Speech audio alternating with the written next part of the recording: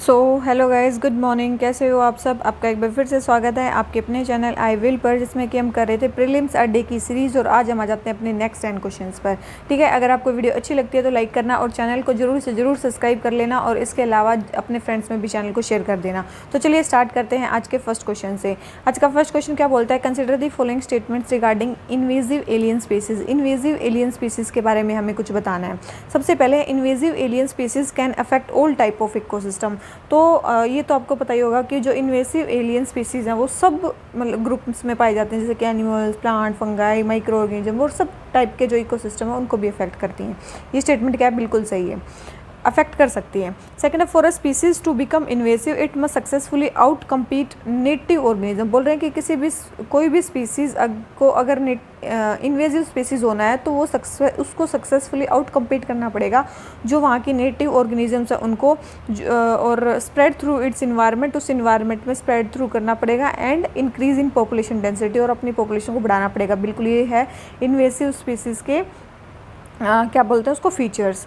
Third है, islands are least vulnerable to invasive alien species. बोल रहे हैं कि आइलैंड जो है वो लिस्ट वल्नरेबल होते हैं इन्वेसिव एलियन स्पीसीज के। तो ध्यान रखना, आइलैंड जो होते हैं ना वो स्पेशली वल्नरेबल होते हैं, मोर मतलब वल्नरेबल होते हैं इन्वेसिव एलियन स्पीसीज के, क्योंकि एक तो वहाँ पे वे क्या होते हैं, स्ट्रॉन्गली आइसोलेटेड होते हैं, मतलब वे नेचुरली आइसोलेटेड होते हैं स्ट्रॉन्ग कॉम्पिटिटर से, प्रीडेटर से। ठीक है, तो ये चीज़ ध्यान रखना। तो ये स्टेटमेंट हमारी रॉन्ग है कि वो लिस्ट वल्नरेबल होते हैं, नहीं, ज़्यादा वल्नरेबल होते हैं इन्वेसिव एलियन स्पीसीज है जो आइलैंड्स होते हैं। तो थर्ड स्टेटमेंट हमारी रॉन्ग है, फर्स्ट एंड सेकंड स्टेटमेंट हमारी करेक्ट है। तो केवल दो ही स्टेटमेंट हमारी इसमें करेक्ट है, क्योंकि हमसे क्या पूछा है, करेक्ट स्टेटमेंट पूछा है। ठीक है, तो ये हो गया हमारा इन्वेसिव एलियन स्पीसीज के बारे में क्वेश्चन। आ जाते हैं अपने नेक्स्ट क्वेश्चन पे।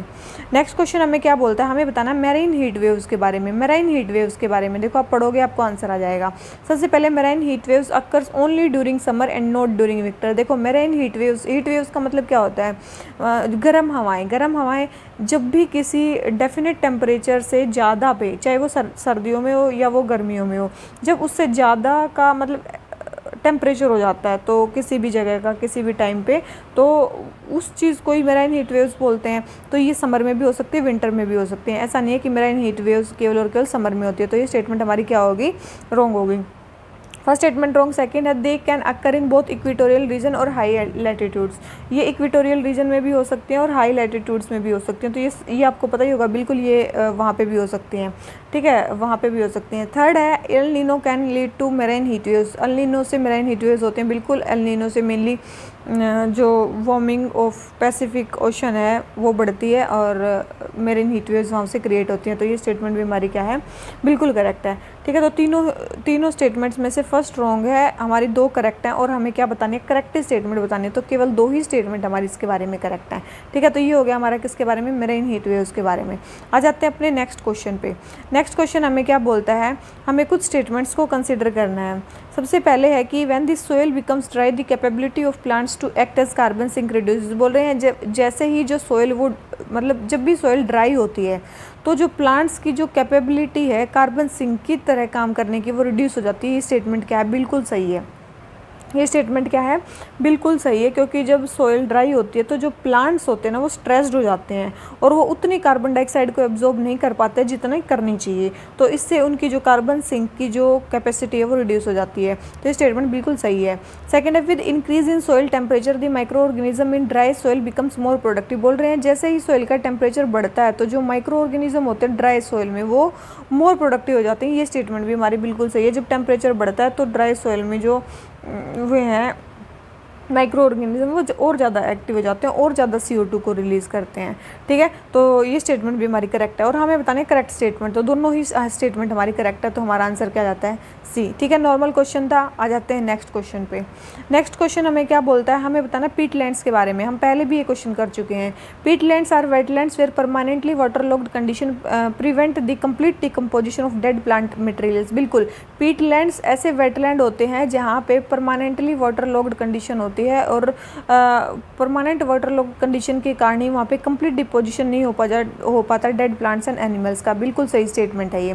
सेकंड है, peatlands are highly space effective carbon stocks. बिल्कुल, ये स्पेस इफेक्टिव कार्बन स्टॉक्स हैं और मोर कार्बन कंटेन्स, बोल रहे हैं कि it contains more carbon than the entire forest biomass of the world. बिल्कुल, फॉरेस्ट बायोमास से ज़्यादा जो कार्बन का जो कार्बन को कंटेन करते हैं वो पीटलैंड्स होते हैं।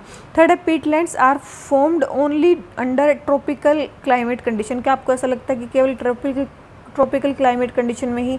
नहीं, ट्रॉपिकल में भी हो सकते हैं, मैनग्रोव में भी होते हैं, आर्कटिक रीजन में भी हो सकते हैं, हर जगह हो सकते हैं। ऐसा नहीं है कि केवल ट्रॉपिकल क्लाइमेट कंडीशन में बनते हैं। तो ये स्टेटमेंट रॉन्ग होगी। केवल दो ही हमें बतानी है करेक्ट स्टेटमेंट, तो केवल फर्स्ट एंड सेकंड स्टेटमेंट इसकी क्या है हमारी करेक्ट है। ठीक है, तो क्वेश्चन नंबर 4 हो गया कंप्लीट। आ जाते हैं क्वेश्चन नंबर 5 पे। क्वेश्चन नंबर 5 हमें बताना है some aerosols are reflective when the sun's rays beam down on them they bounce the rays back out of the atmosphere. बोल रहे हैं कि कुछ जो एरोसोल्स होते हैं ना वो रिफ्लेक्टिव होते हैं। रिफ्लेक्टिव का मतलब जब भी सन की रेज उन पे आती हैं तो वो उनको बाउंस बैक कर देते हैं एटमॉस्फेयर से। तो ये स्टेटमेंट क्या बिल्कुल सही है। ठीक है, बिल्कुल सही है।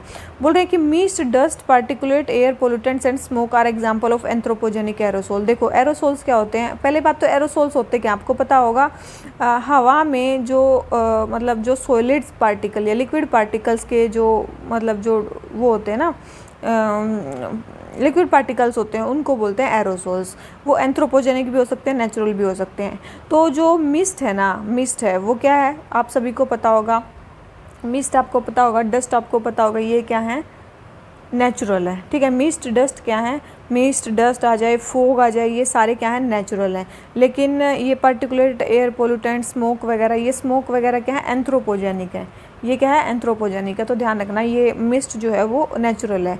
तो ये बोल रखे हैं कि ये सारे एग्जाम्पल एंथ्रोपोजेनिक के नहीं है, सारे एग्जाम्पल एंथ्रोपोजेनिक के नहीं है।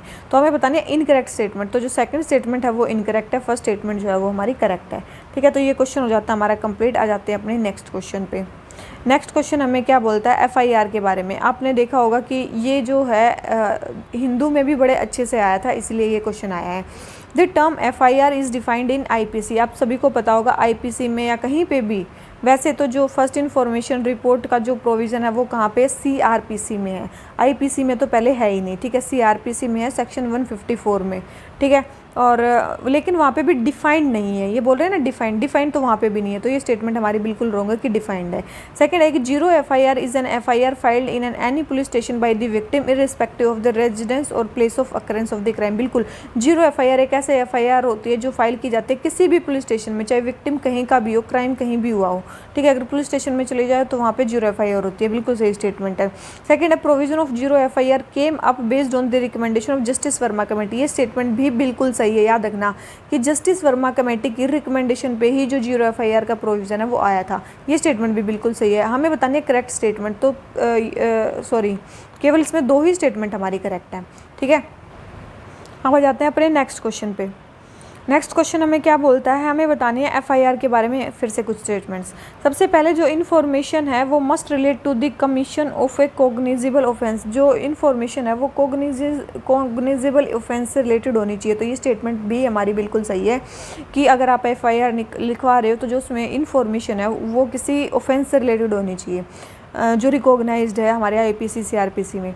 सेकंड है it should be given in written और orally to the head of the police station. बिल्कुल पुलिस स्टेशन के हेड को या तो आप ओरली बता दो या फिर रिटन में दे दो, ये बिल्कुल सही है।